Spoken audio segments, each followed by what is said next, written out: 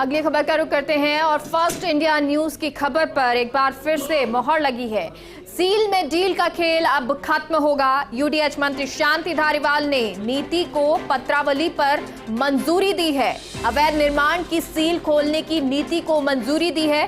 सभी प्राधिकरण, न्यास और निकायों में लागू होगी ये पारदर्शी नीति। यूडीएच एवं एलएसजी जल्द इस बारे में जारी करेंगे आदेश। फर्स्ट इंडिया न्यूज ने 1 जुलाई को प्रसारित की थी ये खबर और खबर में ऐसी नीति लागू करने का किया था एक्सक्लूसिव खुलासा। खबर में प्रस्तावित नीति में जो प्रावधान बताए गए थे वही प्रावधान वाली नीति मंत्री शांति धारीवाल ने मंजूर की।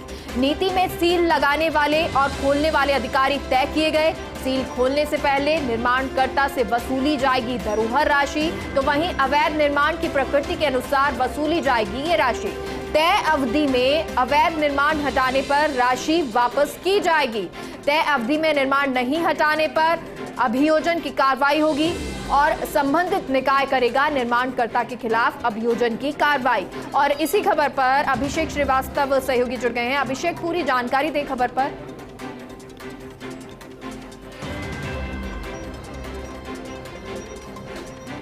अभिषेक, सुन पा रहे हैं आप? तो ये बड़ी जानकारी आपको दे दें, सभी प्राधिकरण, न्यास और निकायों में पारदर्शी नीति लागू होगी। इसके लिए पहले ही फर्स्ट इंडिया ने 1 जुलाई को खबर प्रसारित की थी, आपको पहले बता दिया था और एक बार फिर से फर्स्ट इंडिया की खबर पर मोहर लगी है। ये बड़ी जानकारी आपको दे रहे हैं, जहां सील में डील का खेल अब खत्म होगा। यूडीएच मंत्री शांति धारीवाल ने नीति को पत्रावली पर मंजूरी दे दी है। अवैध निर्माण की सील खोलने की नीति को यह मंजूरी दी। सभी प्राधिकरण, न्यास और निकायों में पारदर्शी नीति लागू होगी। यूडीएच और एलएसजी जल्द इस बारे में आदेश जारी करेंगे। फर्स्ट इंडिया न्यूज ने 11 जुलाई को प्रसारित की थी खबर और खबर में ऐसी नीति लागू करने का एक्सक्लूसिव खुलासा किया था। और पूरी जानकारी के साथ अभिषेक हमारे साथ जुड़ गए हैं सहयोगी। अभिषेक, जानकारी दें खबर पर।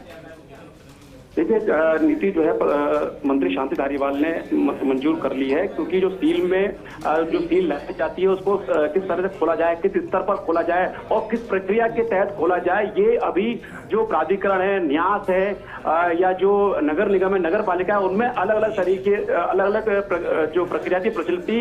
इसके चलते कई तरह के आरोप लगते थे कि बेवजह जो है सील को खोल लिया गया या मिलीभगत के आरोप लगते थे। जो पूर्व मंत्री राजपाल सिंह शेखावत हैं, जो कि भाजपा सरकार में नगरीय विकास मंत्री थे, उन्होंने मीटिंग में कहा भी था कि सील में डील होती है। तो ये जो सील में डील के जो आरोप लगते थे उससे निजात पाने के लिए और एक पारदर्शी नीति पूरे सिस्टम पर लागू हो, उसके लिए नीति लागू करने की मंत्री शांति धारीवाल ने मंजूरी दी है। फर्स्ट इंडिया न्यूज ने 1 जुलाई को इसके बारे में खुलासा कर दिया था और जो भी प्रोविजंस बताए गए थे वही प्रोविजन इस नीति में रखे गए हैं और जल्द ही जो यूडीएच, एलएसजी, नगरीय विकास विभाग और स्वायत्त शासन विभाग इसको लागू करने के लिए नीति जारी कर देंगे। इस बार नया ये है कि जब भी सील खोली जाएगी तो सील खोलने से पहले निर्माणकर्ता से बाकायदा धरोहर राशि, जिसे सिक्योरिटी अमाउंट कहते हैं, वो लिया जाएगा। सिक्योरिटी अमाउंट कैसा होगा ये डिपेंड करेगा कि अवैध निर्माण कैसा है। अगर अवैध निर्माण पूरी तरह से एग्रीकल्चर पर है तो ज्यादा वसूली जाएगी।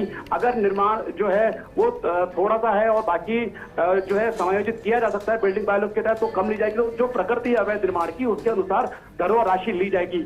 वही धरोहर राशि लेने के बाद जब सील खोली जाएगी तो एक निर्धारित समय में जो निर्माण करता है उसको वो अवैध निर्माण हटाना पड़ेगा या जो अवैध उपयोग वो कर रहा है वो बंद करना पड़ेगा।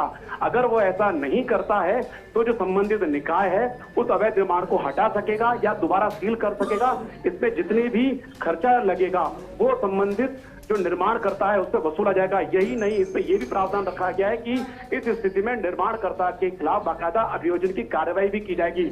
और नीति में स्पष्ट प्रावधान है, जो भी अधिकारी इस मामले में कोताही बरतेगा, नीति के प्रावधानों की पालना नहीं करेगा, उसके खिलाफ सरकार कार्रवाई करेगी। एक इसमें नीति में ये भी प्रावधान रखा गया है कि राज्य सरकार किसी भी निर्माण को कभी भी सील करने का या सील को जो है खोलने का आदेश दे सकती है। ये राज्य सरकार ने अपने पास एक ये विवेकाधिकार रखा है। तो ये जो पूरी नीति है इसमें तय किया गया है कि सील लगाने का अधिकार किसी भी निकाय के किस अधिकारी को होगा और ये सील अगर लग जाती है तो उसके खिलाफ खोलने की अपील किस अधिकारी को की जाएगी, तो ये पूरी एक तालिका बना के तय किया गया है।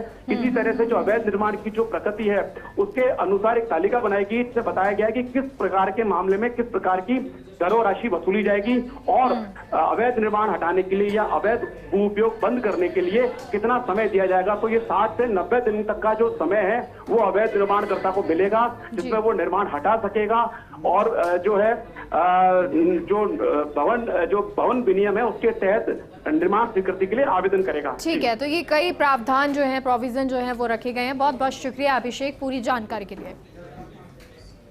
चलिए फिलहाल रुक रहे हैं छोटे से